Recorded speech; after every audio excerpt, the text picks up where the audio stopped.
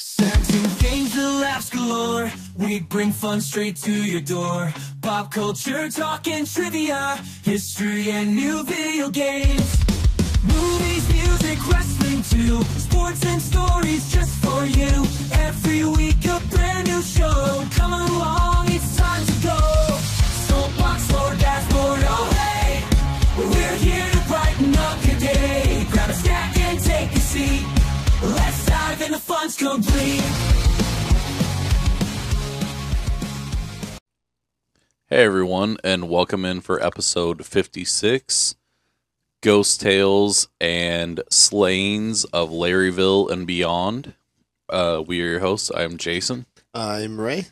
And this episode we're going to do something a little bit different. We're going to talk about, obviously, as the title said, Ghost Tales. Spooky stuff. And we're also going to talk about some older murders that have happened in Douglas County. Oh boy. And so, yeah, we're going to talk a little bit about different things. So, want to first bring up a little bit of history on Douglas County. Douglas County was established in 1855 as one of the original 33 counties of the state. It was named after Stephen A. Douglas, the U.S. Senator from Illinois, who was a key figure in the Kansas-Nebraska Act of 1854. This act allowed for the creation of the Kansas Territory and opened the region for settlement. The county was officially opened for settlement on May 15th of 1854. So still considered a territory before. Douglas County is home to Lawrence, Kansas, where, you know, that's our home. Lecompton, Kansas, which at one time was the original capital, is the territorial capital. Stoll, Kansas, which was a small settlement. Eudora, Kansas, Baldwin City, and Clinton, Kansas. And then there were several other townships. Ray, you had a list of some of them. Yeah, I only found a few of them. I know Big Springs is one. Yeah, they have Didn't you say Hesper? Hesper, yeah, and then Wakarusa, Warden. Yeah. So there's several other townships. Vinland. Vinland, yeah. Vinland's right before you cool. get to Baldwin. My in-laws live in Vinland. That place has got an airport. Mm-hmm. It has a small little airport, a little hobby airport. Yep. So first, I'm gonna give a little bit of history about the founding of each of the major towns, and then also talk a little bit about Haskell University, where a lot of these are originated from, these tales. So Lawrence was founded August 1st of 1854 by settlers sent by the Massachusetts Immigrant Aid Company. These settlers were abolitionists who aimed to make Kansas a free state. The city was named after Amos Adams Lawrence, a prominent abolitionist. Lawrence quickly became an important stop on the Underground Railroad and played a significant role in the abolitionist movement in the United States. And these are Bing summaries that it gave me just to give you guys a little bit of background on where I got this information from, and you know, if it is incorrect, I'm sorry. I thought that I've checked it over pretty well to make sure it was. Lecompton, Kansas was founded in 1854 on a bluff in the south bank of the Kansas River.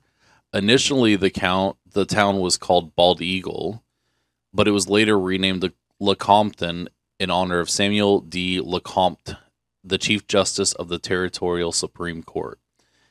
In 1855, Lecompton became the official and only permanent capital of the Kansas Territory. And then the next town is Eudora. Eudora, Kansas was founded in 1856 by German immigrants. They purchased the land from a Shawnee tribal chief named Pascal Fish. The town was named Eudora in honor of Chief Fish's 8-year-old daughter, Eudora Fish. The first post office in Eudora was established in 1857, and the town was incorporated in 1859. The city of Baldwin City, Kansas, was originally known as Palmyra when it started as a trail stop on the Santa Fe Trail. In 1858, a group of Methodist ministers gathered at Kibbe Cabin and founded Baker University, and the town bought land to the south of the university, to the south for the university and the surrounding city. The first post office was established in June of 1857, and the town was later renamed Baldwin City in honor of John Baldwin, a main benefactor of the community. Huh. Baldwin City was officially incorporated September 22nd of 1870.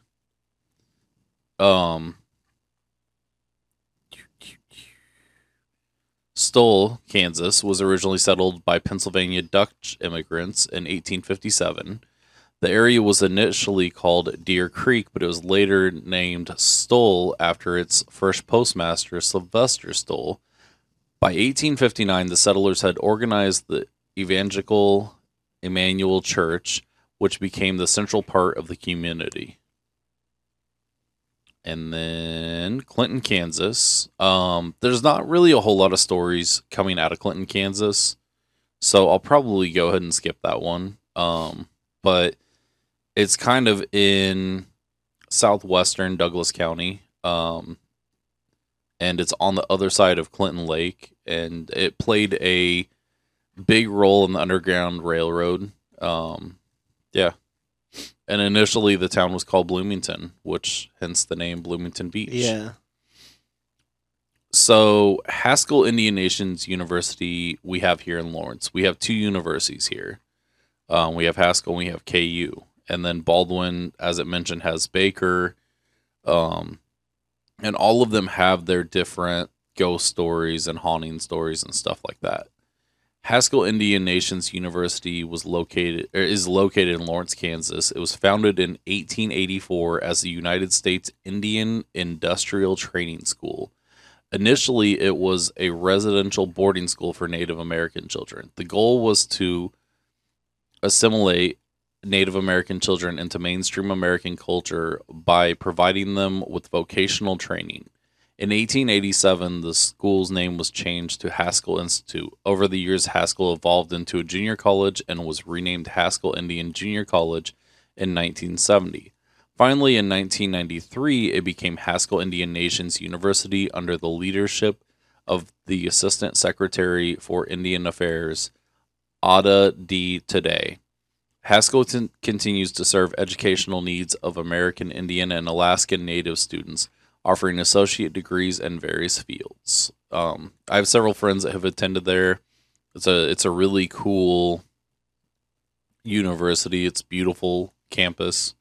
If you're ever in Lawrence and get a chance to check it out, please do.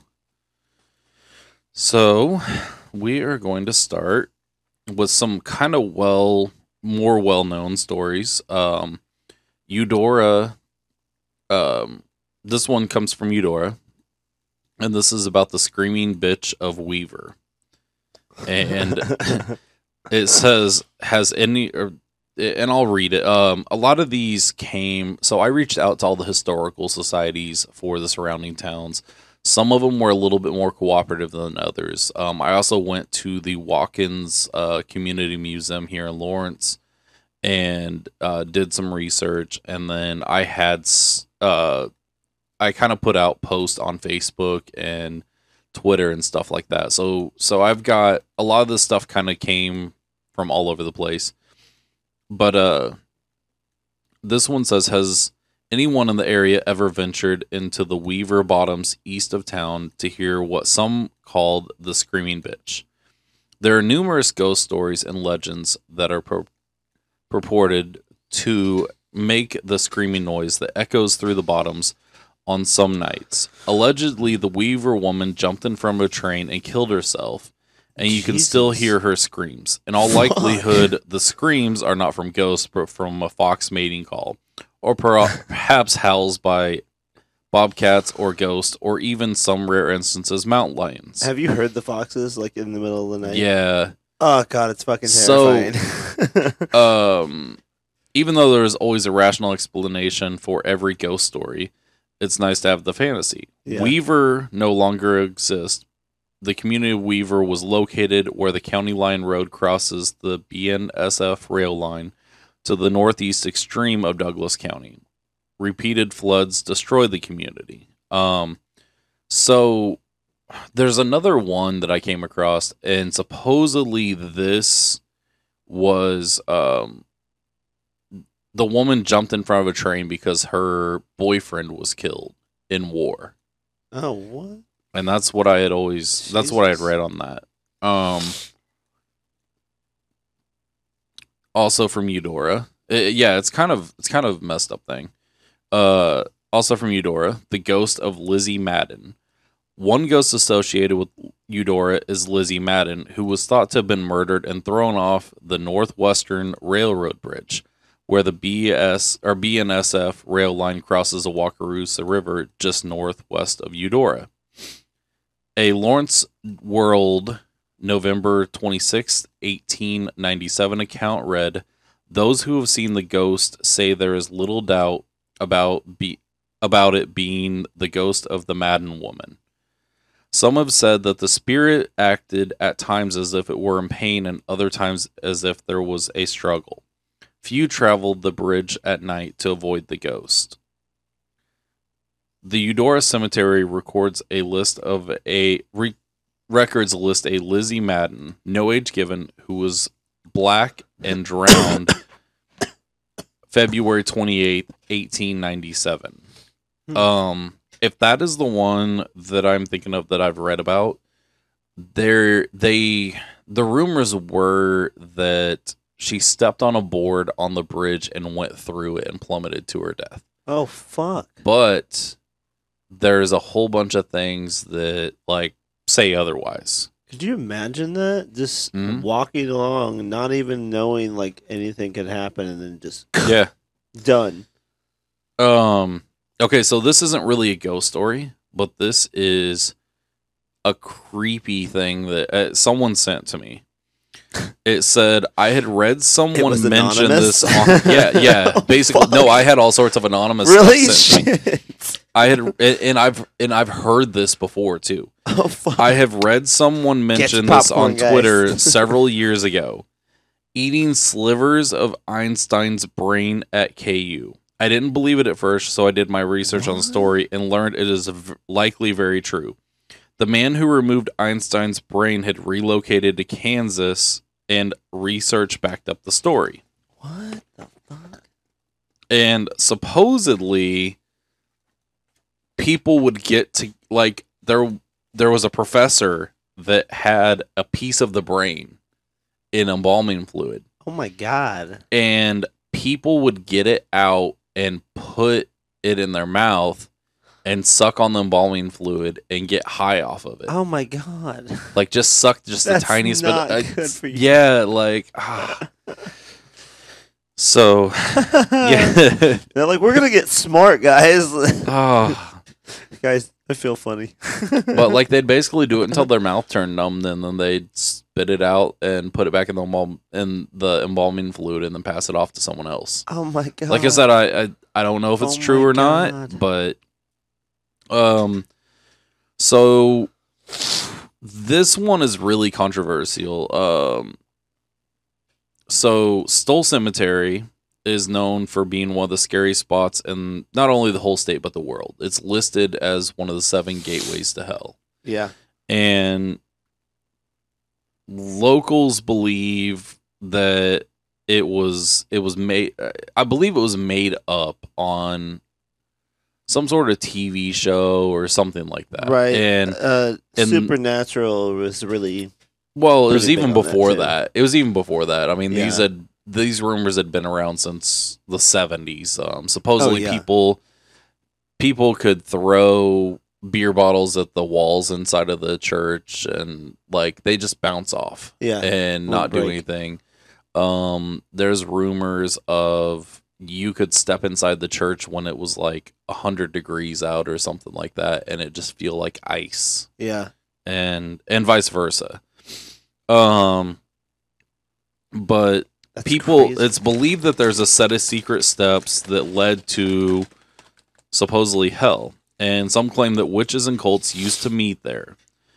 Legend states these steps only open up on Halloween and spring equinox. If you find them and go down, you'll end up at a gate to hell. In the 1800s, there was a twisted pine tree that was used to hang witches. Not too long ago, that tree got struck by lightning and had to be cut down to keep everyone safe. That might have been for the best. There's also a trail called Devil's Road where a man accidentally set his son on fire, and another time a body was found hanging from a tree. Oh my God. Some say that the devil himself shows up in Stoll Cemetery at midnight on Halloween to visit the grave of a witch who has his child, or who had his child. Sometimes this child appears as a wolf in the woods. With all this allure, it's no wonder the locals believe Stoll Cemetery is cursed. Which, I wouldn't say the locals of Stoll. The locals of Stoll and Lecompton that kind of helps oversee the city, they hate that. Like, I got... Yeah, they hate that stuff. When I was starting to put together a county-wide scavenger hunt of all this type of stuff, I got some pretty nasty emails back. Yeah, they're like, don't ask about this. A lot of them think it's just bullshit. They're like, we live here, okay? I was like, yeah, we know. Like, you chose to live there. Yep. So, back here in Lawrence, now that we're done with that, the old Lawrence Community Theater has quite a history. Before it became a performing arts center in 1985, it used to be a church. Even though Theater Lawrence is no longer there, some of the actors may still be hanging about. People who have been inside have said that sometimes feels like someone is watching them. They've also seen strange things like lights flicker and props moving about on their own. Whoa. In 2003, the building suffered a massive fire. The theater company moved to a brand new building, but the old structure still stands, and someone or something is still inhabiting it. Yeah. Lights be going off and on. Mm-hmm. Dude, I'm not gonna lie, I'm gonna flip the fuck out if something happens in here. It's not going to. Like if our audio cuts out or some shit, I'm gonna be whatever. like, what the fuck? So those of you not familiar with the history of Lawrence, Quantrill's raid that was kind of like one of the part of the powder keg that started the Civil War. Yep. They sacked Lawrence, and one of the things that they burned to the ground is Eldridge Hotel.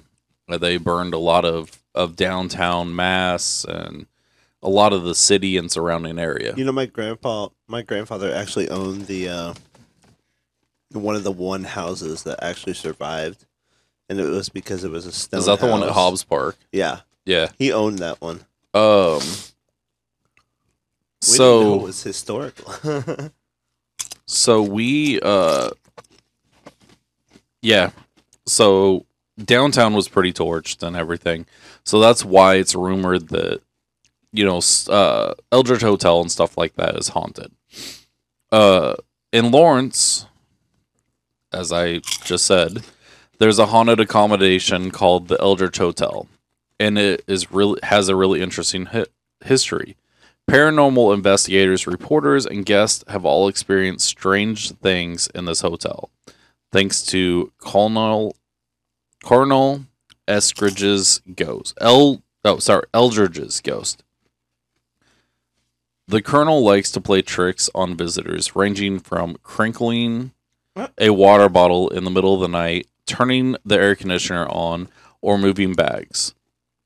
His favorite place to haunt is room 506. The Eldridge Hotel, turn the page, even made it onto a TV show called My Ghost Story on A&E's Biography channel.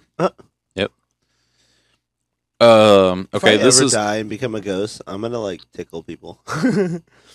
Like tickle, tickle. I'm like, what the fuck? so these are other ones that have been sent to me, or this is one that was sent to me. Someone said they've experienced many interesting occurrences at the nursing home in Eudora. But then she also mentioned, I doubt they'll let you come explore. And then she's like, I can't remember when it was. Then there's also a thing called the Pilla House in Eudora. Oh. And it is haunted and used to be. So apparently these people that own it would come home, or owned it, would come home, and the light would randomly be on in the attic. Oh, God. And stuff would be moving as if someone just hid. Like the little string that turns the light on would be moving. Have you watched that movie, what was it? The Boy or whatever? And she like babysits this doll for them. And she's like, why does it keep moving? Turns out there's just some fucking dude moving it, and he's like, "Hey, like, what the fuck? Yeah, that's her son." Like, God damn it! Also in Eudora, there are creepy stories about an old building in town that was used as a recording studio. A recording studio? Yes, but before it was a funeral home for a time, and also a crematorium. Oh. The crematorium is supposedly still in the basement. Never been removed. Oh, God. And the people that live in the upstairs room supposedly hear Let's record some creepy metal things. music there. No. Oh my God, I feel like I hear demons. This came from a lady that sent me that she claims she's a medium. Oh, she said there are more ghosts in Lawrence than there are people by far. One cannot walk down East 9th Street, for instance, without bumping into or walking past several. East Lawrence is full of activity, especially near the railroad tracks. Old West Lawrence has more than their share, and don't get me started on the Oread neighborhood, particularly nasty ones over there, as well as Brook Creek and downtown.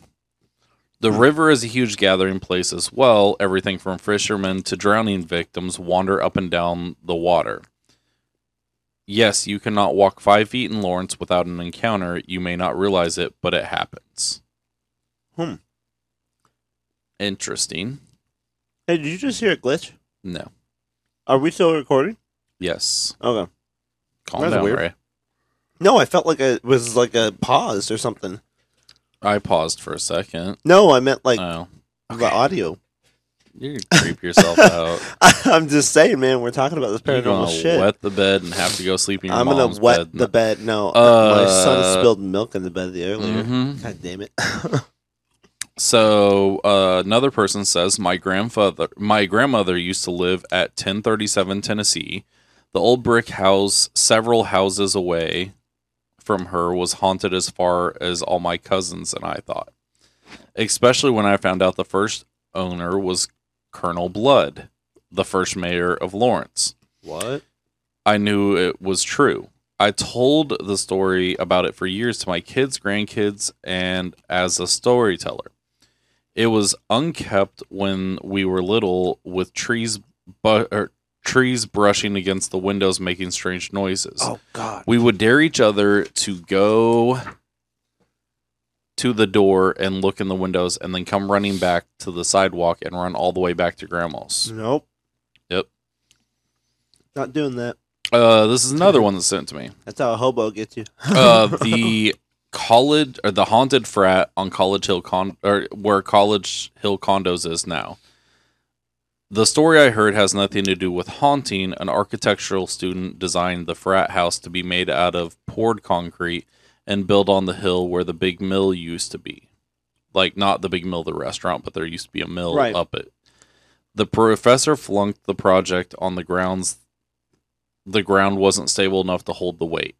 The student's father got mad and built the frat anyways. They lived in it for a while, then they had to abandon it because the ground underneath was unstable. For many years, the concrete structure sat there surrounded by a fence, and people would go there and spray and paint satanic symbols on the walls and floors. So this was kind of tied in with the satanic panic stuff of the late 80s, early 90s. Dude, people flipped out about that shit. Okay, so Baldwin. This is a lot of these were sent in to me. So, coffee house in Baldwin. A group of people were playing with the Ouija board, and the room got very cold. Candles flickered, and after they asked questions related to do you want to play with the Ouija board? Shh. After the candles flickered, and after they asked questions related to a cook, a friend's nose randomly started bleeding, so they abruptly stopped and never played again. Nope. Nope. Not happening. If that happened, and like we're playing with it, like it just starts bleeding, I'm like, So I had a Ouija board for a while, and it was stored in my garage, and it was given, or I ended up taking it from a house that was being cleared out that a guy died in. Oh God! And yeah, oh my God! And was it because of the Ouija board? Bailey, no. Oh fuck! Bailey refused to let me have it in the house. She hated that I had it in the garage, and so it found a new home. And the guy was glad to have it with the story that came with it. Oh my God! So yeah. Again with Baldwin, terrifying. Baker University, Sig Ep House. They were the only ones there and could hear audible footsteps as well as doors opening and closing. Rice Auditorium. That was just Becky. Rice Well, I think that's a frat. Oh. Baldwin, again at Baker. Rice Auditorium is supposedly haunted. As well as Blackjack Battlefield in Baldwin, which was a major early battle of the Civil War. Baldwin, also Perimeter Hall and Old Castle are both said to be haunted on Baker campus. Haskell, this person's here in Lawrence, said, if you know, you know, particularly the library.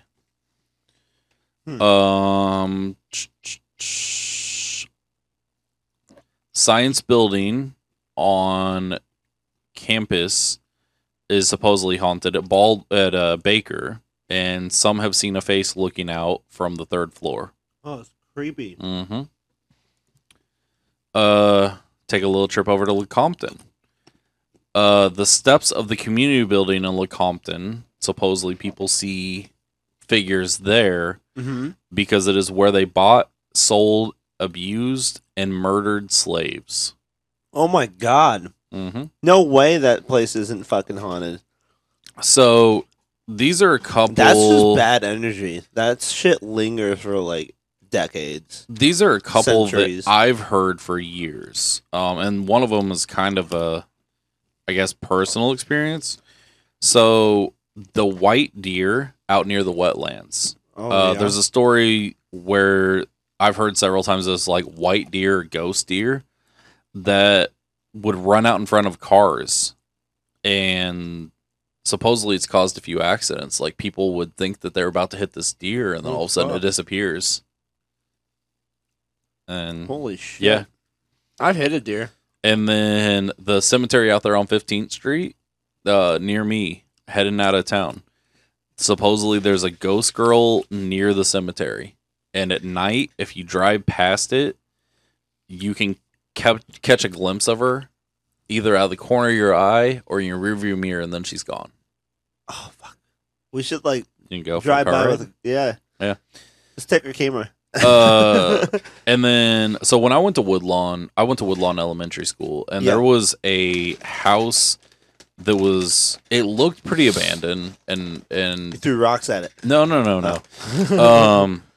But occasionally other kids that I went to school with would say that they saw the kid upstairs. What? Enough that like the school thought that one of the kids on the playground slipped through the gap on the fence. Might have been and went inside messing around.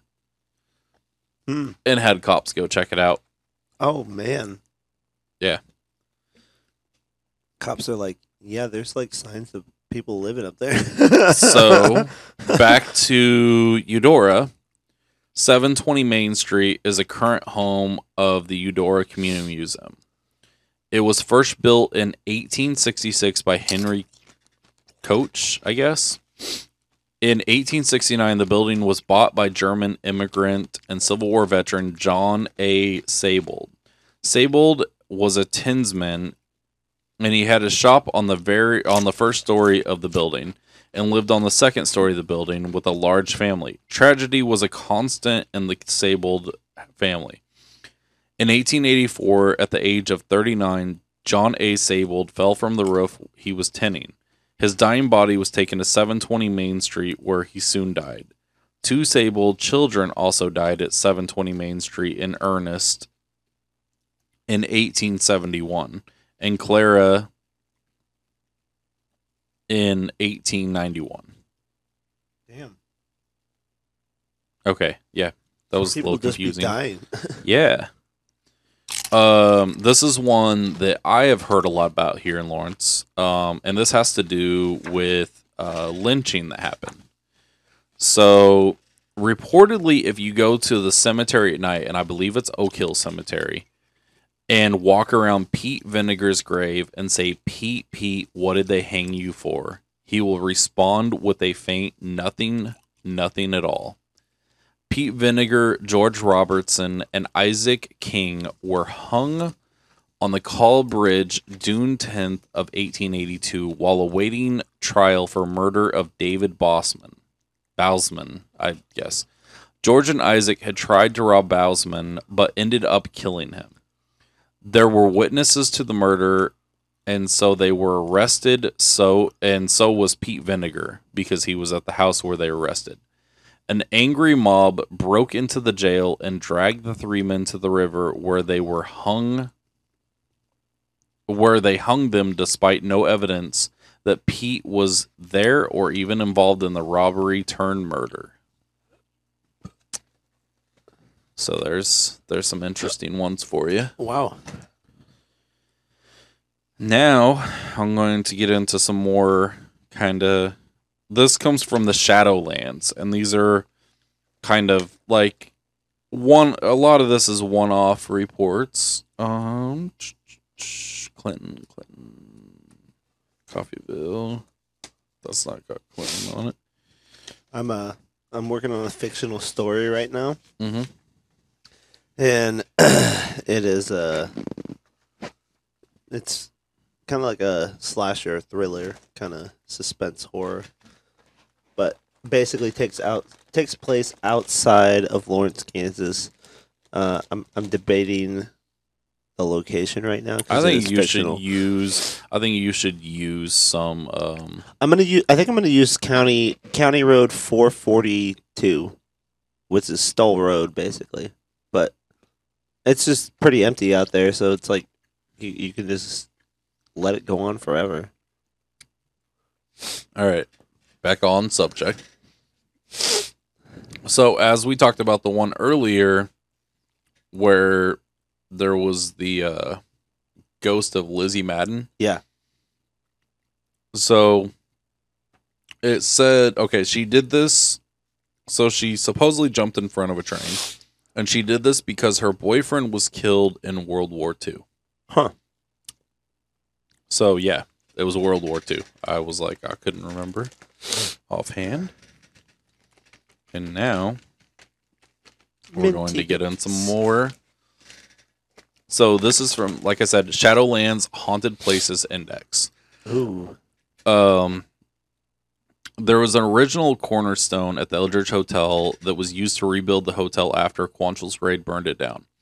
On the 5th level, room 506 contains a portal spirit to the spirit world.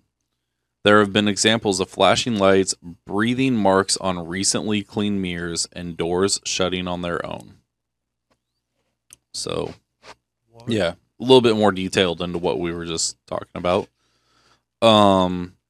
Haskell Indian School, or Indian Nations University, reports of Indian children crying and roaming about the campus looking for their parents. So Haskell University has a children's cemetery because so many children died there from either disease or whatever. Yeah, they they didn't have vaccines, Yeah. so and it's not like the way it's worked out. It's not like they can just go and get those vaccines. Yeah. Again with Haskell University, and basically I'm reading some of this, paraphrasing some of this. Haskell is a known site for countless paranormal activities. The campus itself dates back to 1800s when the U.S. government built Haskell Institute to help control the Native American population and assimilate them into mainstream America. Native American children were taken from their reservations and sent to schools like Haskell to teach them how to be white Americans. All aspects of their Native American heritage were stripped from them, and they were forced to act as the government felt appropriate.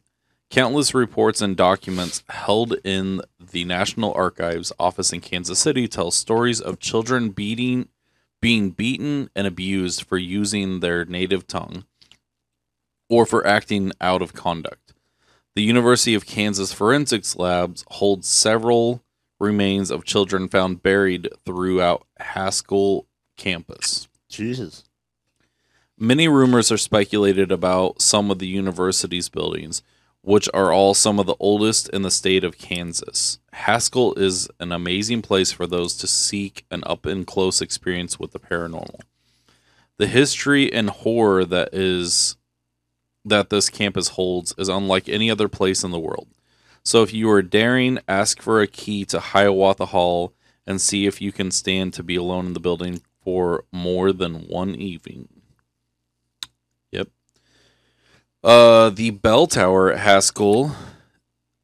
From the bell tower of the church, people often will feel someone watching them while walking past the building. The building has a basement that has a section that has been sealed off for reasons unknown. Most feel that whatever is behind those sealed off walls can explain the spirit that haunts Hiawatha Hall. The auditorium is said to house a spirit that can be seen sitting in the auditorium enjoying a show. People have also heard the sound of a little girl crying in the backstage area. Oh, man. And then, oh man, this is just a whole... Okay, so this is... I got a lot of Haskell to cover here. So Hiawatha Hall is the oldest building on the campus and was built by the Methodist Church in order to bring Christianity to the native children. The church has been closed for decades, and possession of the building has been assumed by the government and is on the national record for historic places. It is said to be the home of a spirit that makes no effort to hide itself. Doors will open and close for no reason, even while propped open with an object. That's creepy. So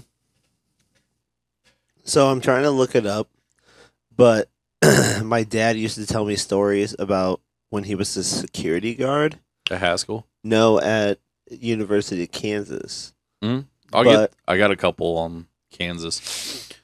I got a couple more to finish up on Haskell. I'll talk about it when we get to it. Yeah. Okay, so Pocahontas Hall is the freshman girls' dormitory and has been reported to have a haunted basement. The story goes that a girl hung herself in the basement, which houses the girls' laundry facilities. To this day, most people will not go down the basement in fear of seeing the girl hanging from the ceiling. Oh my god. Damn. She was like, I'm not doing your fucking laundry. So, and then just south of Tamanend Hall, there is a small cemetery with about 70 markers of children who died from smallpox epidemic that plagued the city of Lawrence for a good year. When you approach the cemetery, don't be afraid if you start to hear the sounds of crying children. This is a common occurrence that has been a reason for several Native American ceremonies to try to bring peace to these children who have died here. One medicine man says the children will only stop crying when they have been returned to their homelands. Okay, and I got handful more Lawrence ones. The originally a church, the Lawrence Community Theater. Oh, well, we already did that one. We already did still say okay. Sigma Nu Fraternity. Apparently, ghost of the mistress of former governor who lived there hung herself and is now sighted every once in a while. Some ghost hunters came to town and agreed that something was there. It was Ed Warren and his wife Lorraine. Wakarusa Elementary School is reportedly shadowy, dark-clad individual is said to roam the halls of the school in the early evening and throughout the night. This entity is reported to have been seen on many occasions by staff working late and people driving by. Janitors have reportedly seen the shadowy figure appearing in a cape and hat. Interesting. I think that is all on this one. And all right, you got anything yet? No, I'm still looking for it. Okay, so this is a big old fat stack of things.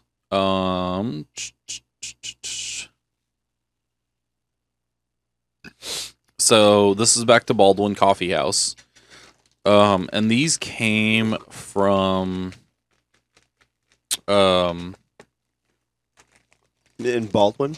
yeah, and I'm trying to think of what these came from. I think these are from Reddit. I forgot to write it on here.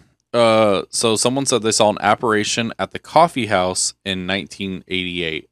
The apparition I saw had a full suit and vanished before my eyes. College friends and I held a seance with a spirit board. Room became cold and candles flickered. One of the girls in the group saw the spirit and her nose started bleeding. That's kind of an echo of the one we read earlier. And yeah, so they decided never to engage in it again.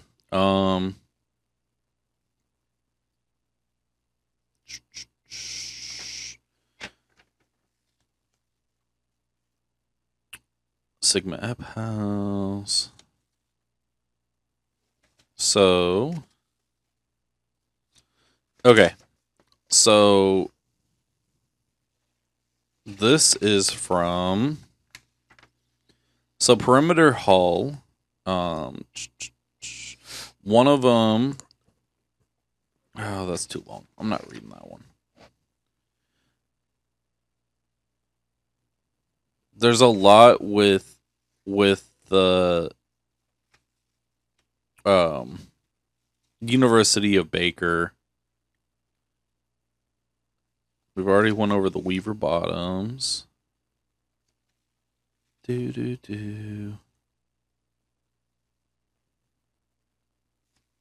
That's Eudora. Yeah, a lot of these we've went over, and they're kind of echoes of each other. What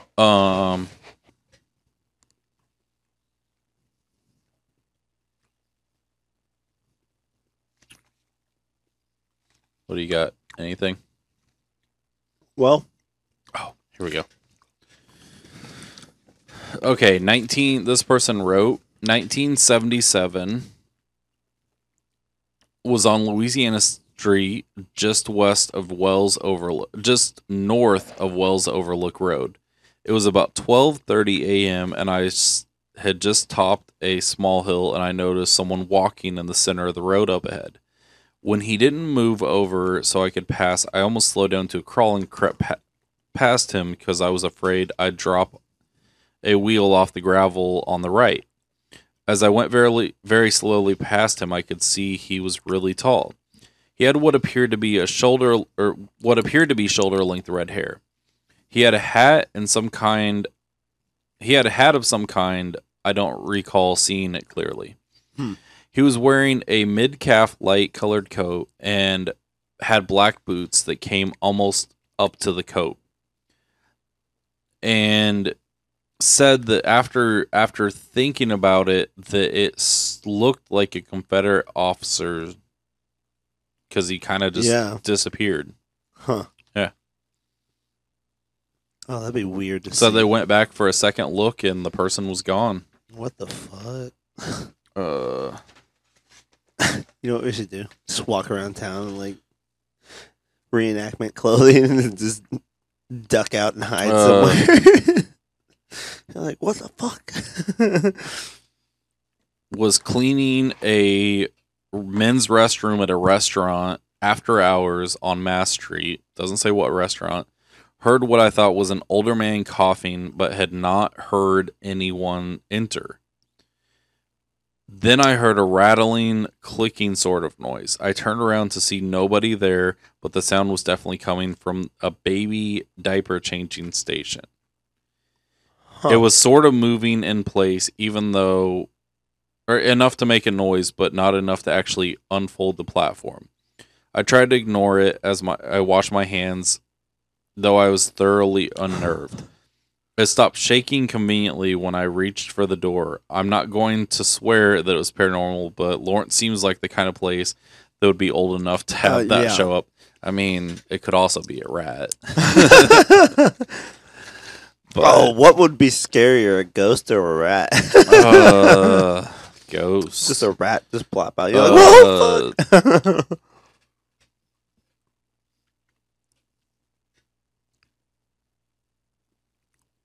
So supposedly this lady here in Lawrence, her granddaughter is 2.5 years old and has a friend that she talks to that no one else sees. And they have taken pictures of her daughter and seen orbs around and have witnessed a weird shadow near her granddaughter as she was sitting on the sofa. Someone said when they were in North Lawrence and I was in North Lawrence. I was riding my bike down Mass to get downtown, and I saw a white figure dressed in a cloak riding a bike down the bridge. 9 o'clock at night, no one else was crossing the bridge. Freaked him out, turned around, and the person was gone.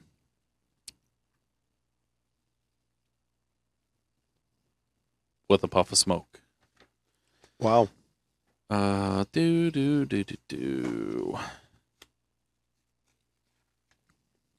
Watson Library.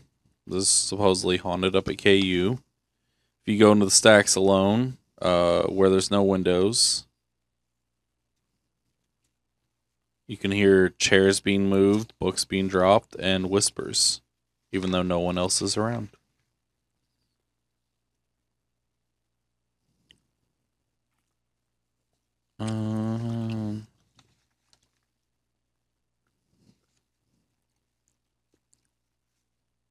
Yeah, there's a lot more about the supposed slaves in all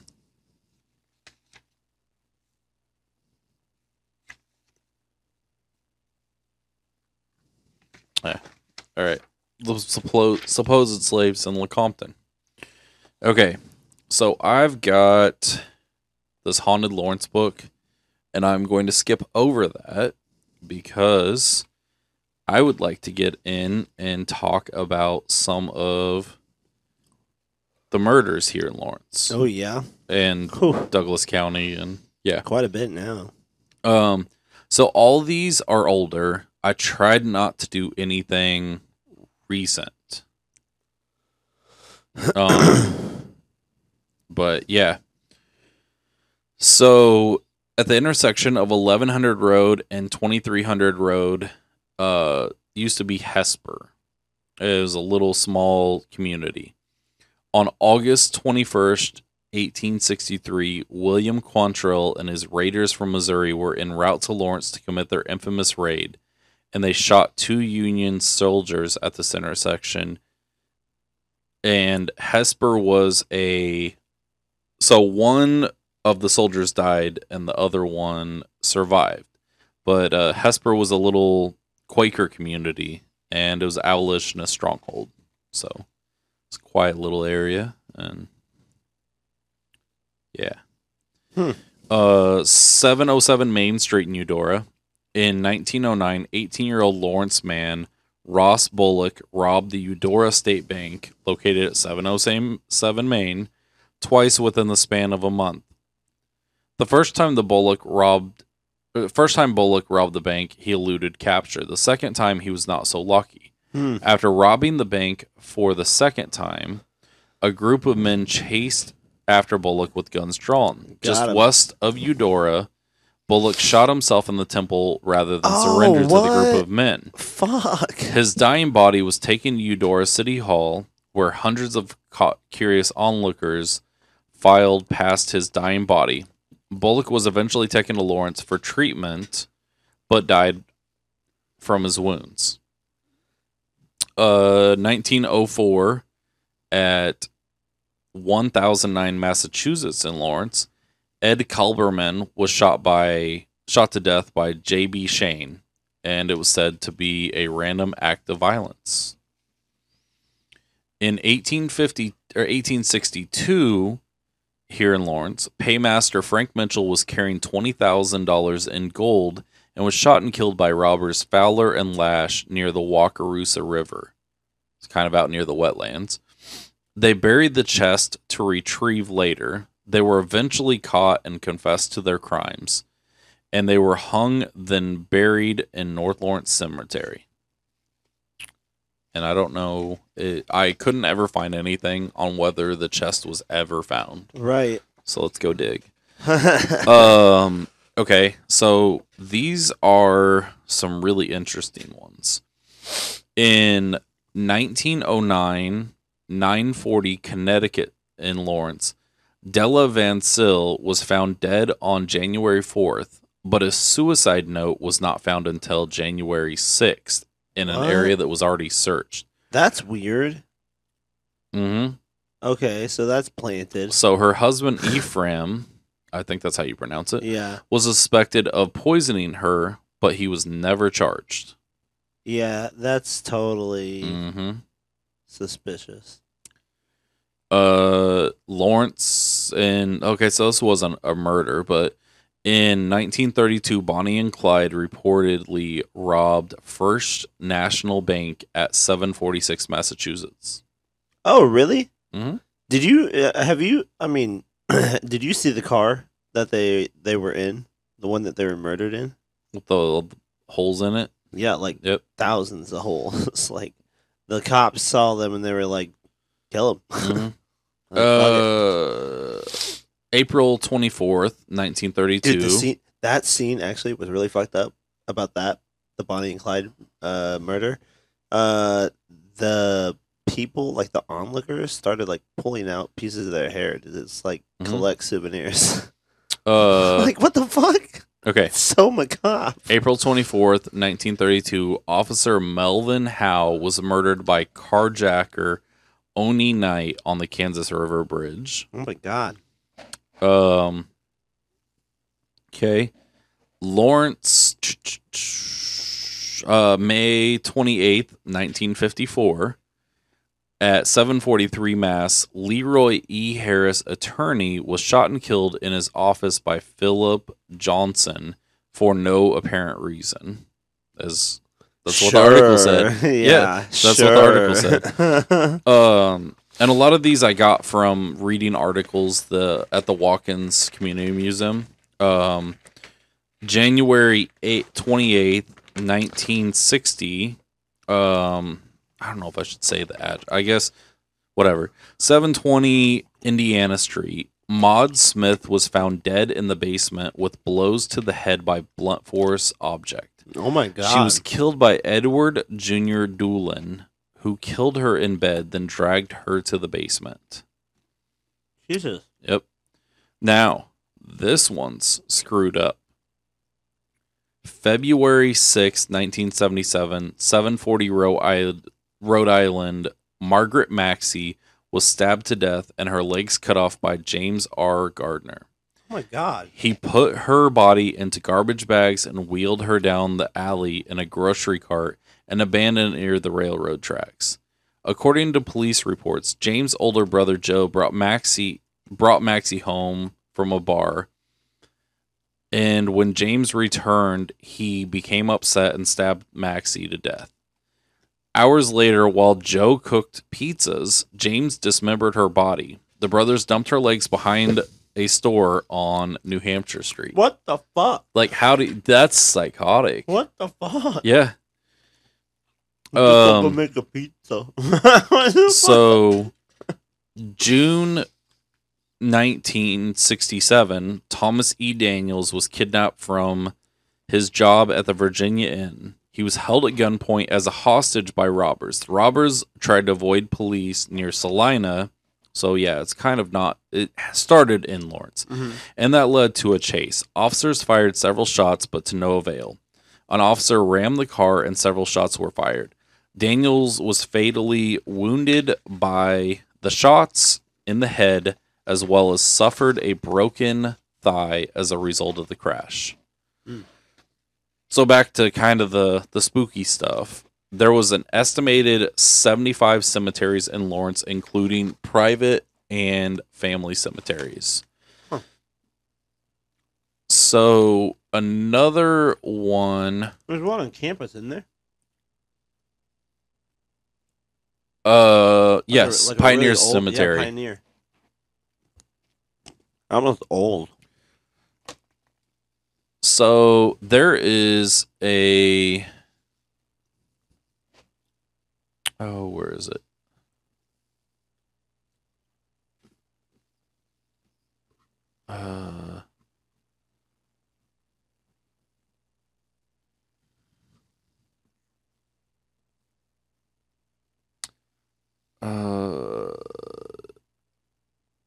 Okay.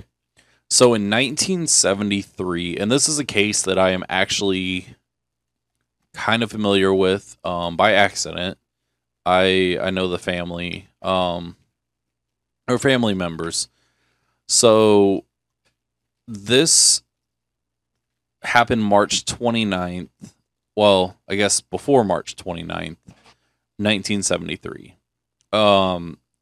And this comes from CJ Online. The Franklin County Sheriff's Office confirmed this week that the case, which remains open and unsolved, has been the county's last triple homicide until it saw another triple slaying this week. And I don't have details on that. But the bodies of Hazel Avery, 60, and her son Steve Avery, 19, and his friend Gary Longfellow, 23, were found March 29th, 1973, in Hazel Avery's blue 1964 Chrysler on a dirt road about half a mile east of US 59. They came up missing. Let me see. So the Daily Capital's Jim Gerard wrote that Steve Avery at the time had lived for 1 month with his wife and 13-month-old daughter in a mobile home at Iola, where he received 2 days leave from his job from Feeman Products to travel to Oskaloosa to testify in a trial in a paternity suit. Longfellow was contesting after it was filed by a former girlfriend. Avery tried to hitchhike from Iola to Oskaloosa on March 27, 1973. Longfellow's parents and Hazel Avery's sister said he called Hazel Avery from a payphone that evening and say he became stranded at Richmond, about 60 miles south of Ottawa, and asked her to come pick him up. Steve Avery gave no indication anyone was with him. Longfellow accompanied Hazel Avery on the drive to Richmond. It appears that Mrs. Avery and Gary Longfellow did not leave Lawrence until 10:30 p.m. March 27th, and presumably it would have taken roughly an hour and a half for them to drive to Richmond, pick up Steve Avery, and drive the 14 miles back to the dirt road where their bodies were found. A resident who reported seeing a body in the car called the Kansas Highway Patrol to the scene on the morning of March 29th. Authorities learned the car had been there since at least 6:40 a.m. March 28th.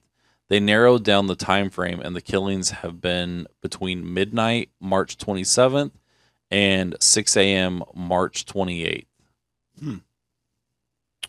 All three victims were found fully clothed. Each had been shot more than once. Each died of a bullet wound to the head fired at close range. The Daily Capital reported Hazel Avery was found kneeling on the floor of the front seat on the passenger side, her head lying between the seat, and one bloodstained hand reaching out to the side as if to ward off a blow. The newspaper reported the men were found seated facing one another at opposite ends of the rear seat, their feet intertwined and heads bowed. It said that the men looked as though they had been arranged in place after being shot. No weapon was found and nothing was stolen. The Daily Capital reported to the Franklin County Attorney's Office, ruled out robbery as a motive. The road where the car was found was lightly traveled and relatively isolated, and it opens onto US 59 about 1/2 mile to the west at the point where there is a nursery on one side of the highway and a factory on the other. The newspaper blah blah blah. From the highway, the area appears to be somewhat developed, suggesting perhaps it would take someone familiar with the area to have known the spot was isolated enough for a triple murder. Yeah, I mean, so shooting someone, that's gonna make a lot of noise. So you know the family too. Yeah, I know. I worked with a couple of I worked with one of the people when I worked at a grocery store here in Lawrence, and I still see them very frequently. Actually, I just saw one of them yesterday. That's at crazy. A grocery store. So an open field stood to the north where the car was found, while the road was shielded on the south by heavy brush. Longfellow and Steve Avery had failed to show up March 28, 1973 at Oskaloosa for the Jefferson County District Court hearing in the paternity suit filed against Longfellow by a McLouth woman who had been his girlfriend. The trial went on as scheduled without them and was decided in the defendant's favor, indicating that Avery's presence as a witness was not crucial. The newspaper said the woman testified Longfellow wished to marry her when she told him that he was the father of the child, but she declined, asking only that he contribute to support the child. During the ensuing disagreement, they apparently broke up. The newspaper added that witnesses for the defense testified the McLouth woman had told them individually that Longfellow was not the child's father. The Daily Capital's Gerard reported the Kansas Bureau of Investigation apparently has ruled out the possibility of the paternity suits triggering the triple homicide. Once again, Kansas seems to have been host to one of the most puzzling of crimes, murder without an apparent motive. It's crazy. Damn. And I don't want to. I'm not going to call them out by name. No. I do eventually one day want to have a couple of them on to tell kind of their side of the story, and it's something that I've wanted to do for a long time. Another case that's kind of loosely tied to our area is the disappearance of Randy Leach. I mean, you've probably seen the posters most of your life outside of the grocery stores, gas stations, stuff like that. That's the kid that disappeared in Lecompton.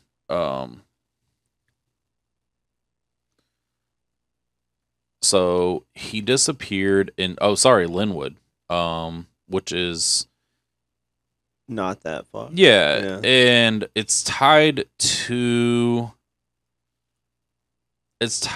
Lawrence, but basically he disappeared, and he was a very well behaved, followed what his mom and dad asked him to do, and he went to a house party and disappeared with her car, and none of it's ever been seen since. But he was declared legally dead in 2001. Yep. Jesus. But yeah, I want to cover that on a future episode. But yeah,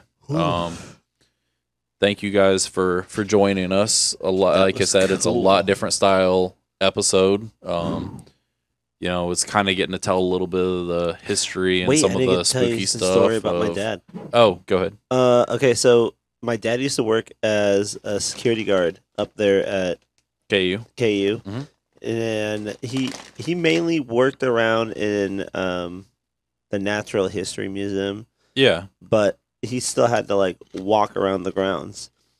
There was one time they always had like the horror stories of like people throwing like dead babies into the Potter's Lake. What? Yeah. Like this is like back in the 80s. No. Yeah. And look out. But he was like, nah, that sounds like a bunch of bullshit. But no, he actually did catch like it was like a group of guys. They were throwing like this bag in the lake, and he's like, "What the fuck are you guys doing?" Well, he pulls the bag out, and there's like a bunch of dead puppies and shit. It's like, God damn it! Like, what the fuck? So yeah, like some of that stuff is kind of true, but like, I don't know about the whole like baby thing. I was gonna say, look that. I'm up. Not seeing anything. It probably wouldn't be in there. I'm not seeing anything about rumors of But that, I mean, there's been people that have drowned in that lake. I mean, there's an engine. Like the first one was an engineering student, and was that what you got pulled up? Yeah, he was. There's a lot Leonard of Ritchie, a civil engineering major from Cheney, Kansas. Said so they were swimming. He began to show signs of fatigue, and disappeared. He disappeared from sight. His companions could touch his body near the bottom in 12 feet of water, but were unable to lift him to the surface. So they couldn't pull him up because he was just too heavy. So, yeah, he drowned. He was one of the first people who drowned. They had to I think they had to drain it to get him out.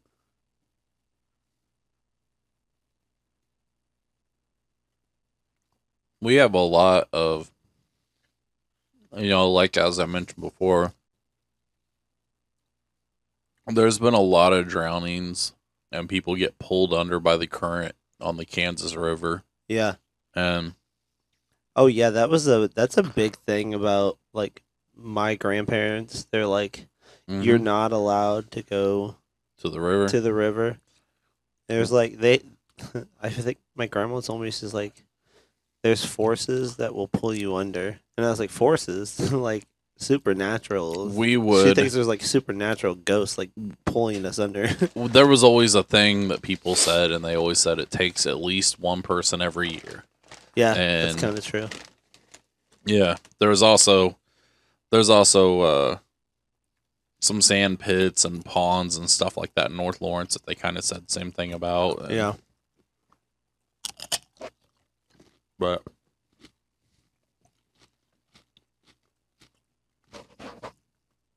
sorry, we didn't do our normal snack. Where we kind of talked about it. I figured there was enough information on this that I wanted to kind of talk about all that stuff. But yeah, again, thank you guys for tuning in. I definitely want to do something like this again in the future. Kind of my original idea for this episode was going to be I was going to look up all the towns for US 56. Dude, we should do field trips. Well, I was going to do write down all the towns for US 56, and then I was going to write down haunted stories from each one. But oh my god, we need to talk about the Sally House. Well, that's 59, and that's Atchison. But still, well, we can talk about Atchison. That place is fucked up. I've got a friend. So I've got a friend that has a haunted house up in Atchison, that's highly regarded as being haunted. So we should go to the Sally house. But yeah, thank you guys for tuning in, and have a good night. Later, y'all.